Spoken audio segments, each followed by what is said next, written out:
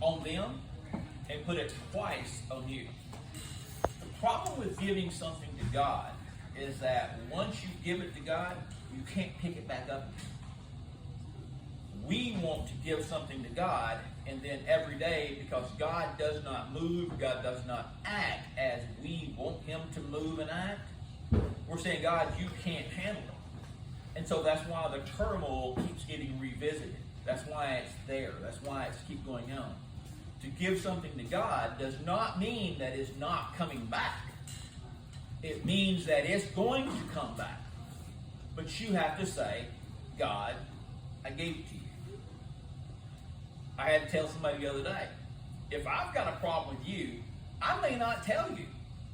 Because you may not be able to handle the conversation. Because you're going to turn, because we all have these people in our lives that if we approach, how are they going to come back? How are they going to respond? Some people are just stupid and they're going to be hostile. They're going to be this and that. The thing is that it is our responsibility to be more aware of what's going on. When we hand something over to God and then we pull it back, it's showing our complete distrust in God's wisdom and understanding. For a long time, I got mad at those who betrayed me in masonry. I carried such enmity.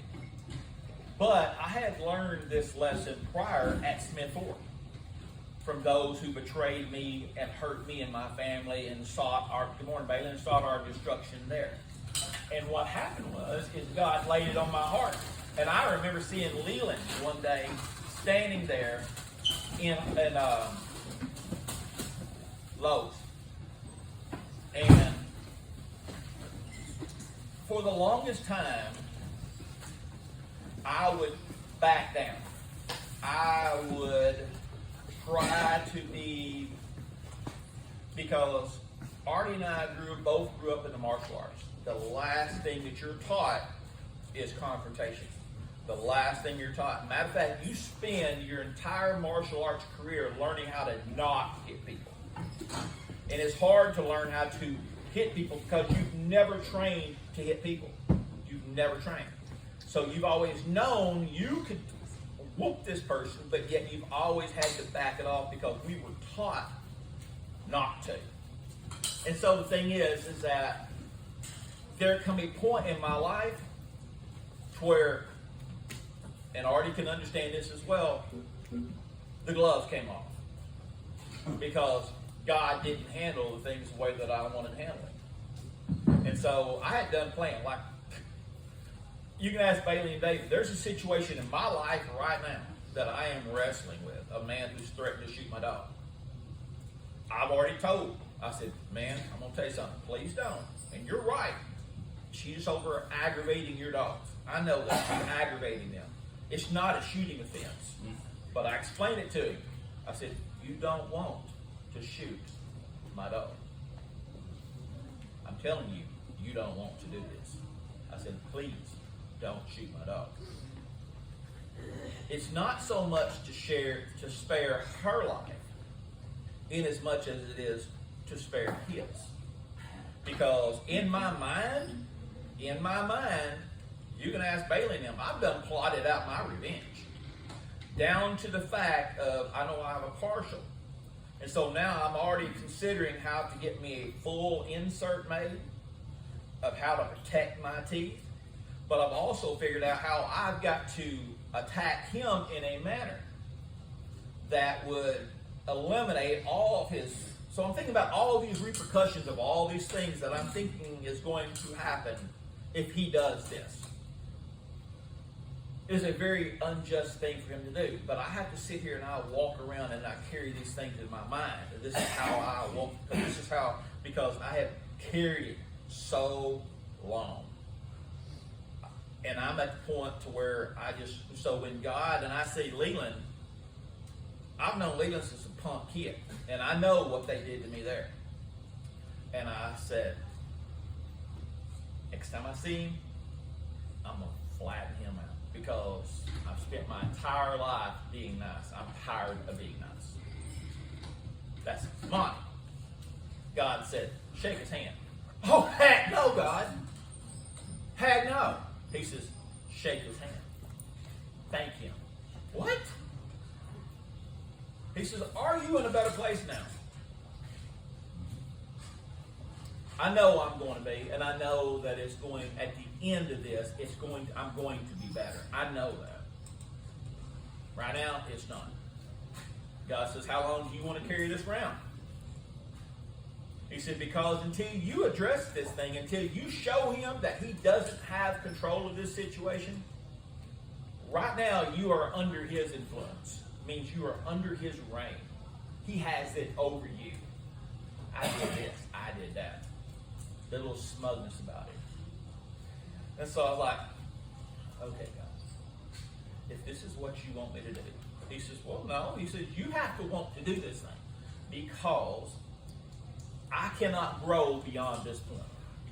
And so what I did was, I seen him one day. He walked up to me, hey, old man, dang, God, won't you make it harder? Won't you make it more difficult? I said, hey, boy. And I walked away. Amber talked to him. I had to circle back around and I see him. And I said, I just want to tell you thank you, man. I said, because I'm in a better place now. What? What? I said, you saved my life. Words just came out. Because I knew what the stress was doing to me. I knew what this was doing to me. And I knew where I was going down this road. And I was suffering every day. I wanted the suffering over. But I had to carry it until I dumped it off right there. That was one of my persons. The next one was Trent Carter. He was the worst one behind the whole thing. I went to Trent Carter. And he says, because he asked me, he says, man, why are you suffering so? Why are you facing this thing that you're facing? He says, I told him, I said, because at the time that I had my collapse, I went from Lexapro to everything I could to calm myself down.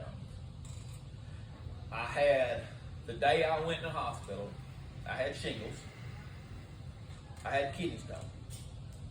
The night before I went in the hospital, I was hurting so bad because of stress at that job. Knowing I'm getting ready to lose my world. Everything is falling apart. I developed a migraine headache. So I'm throwing up. I've got a migraine headache. I'm constipated. I've got kidney stone and I got shingles. All at one time. I go to the hospital the next day and I hear them talking. They're talking about quarantine. Me. I'm like, what?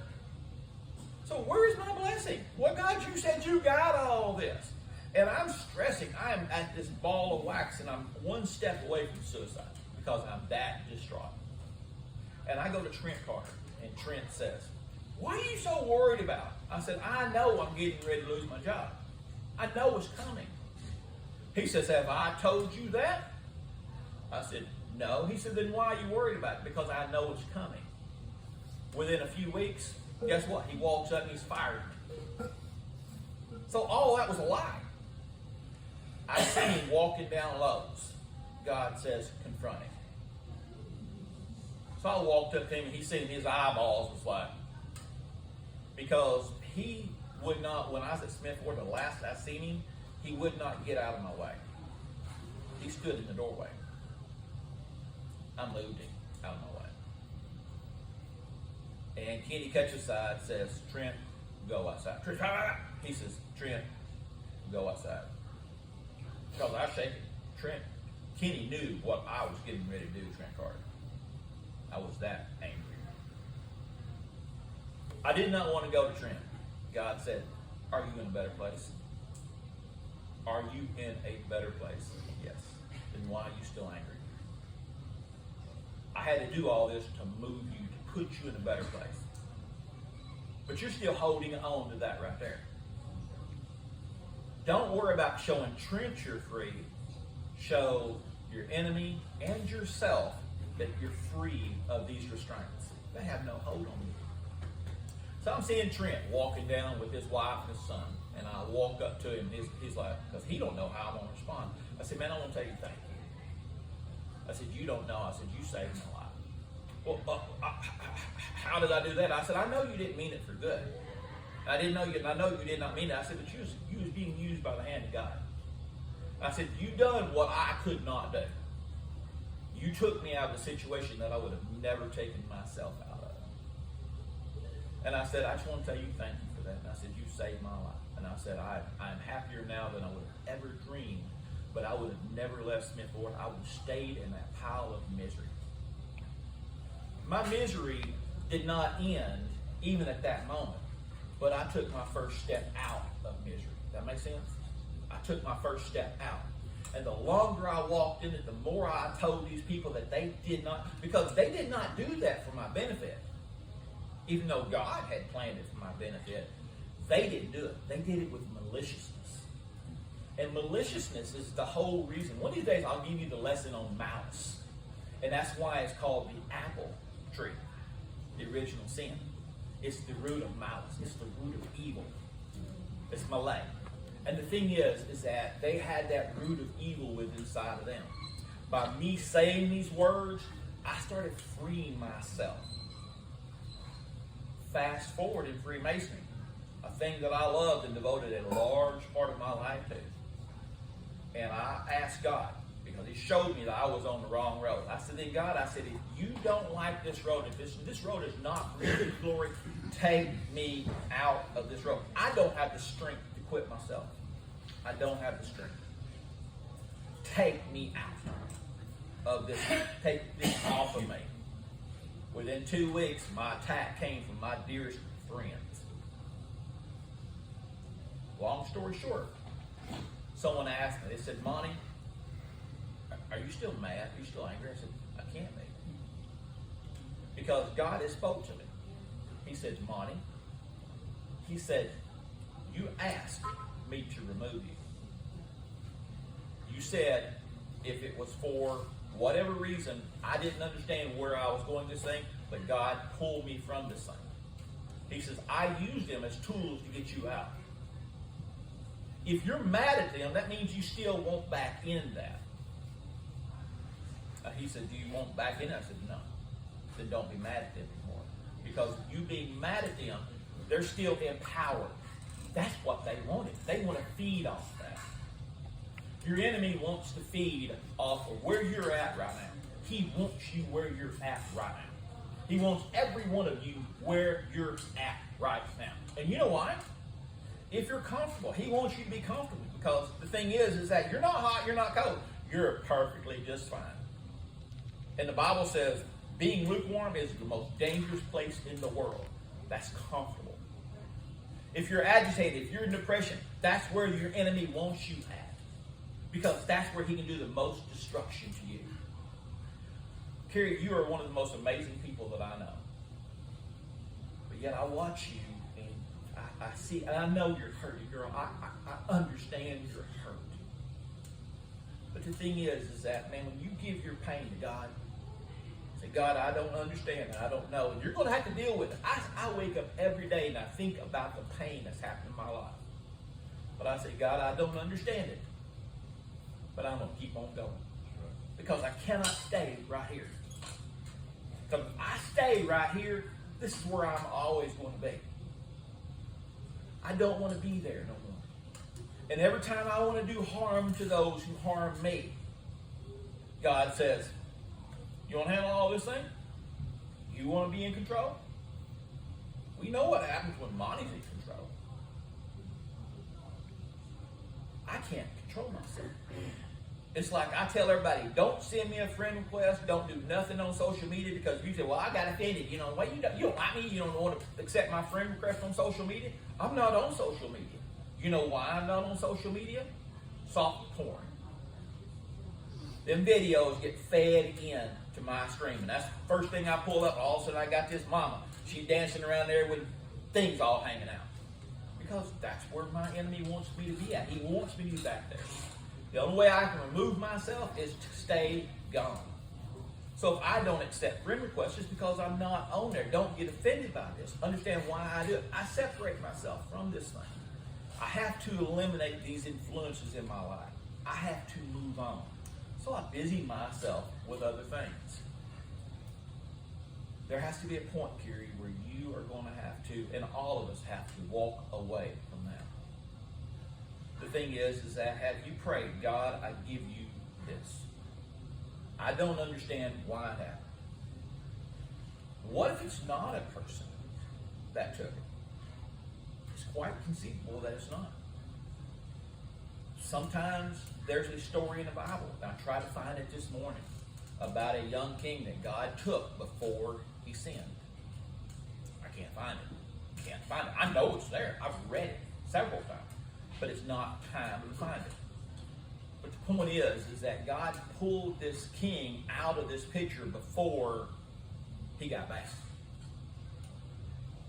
There are people and there are things and there are situations in our lives that if God is truly in charge of our lives, he pulls us out and pulls them out and he separates it.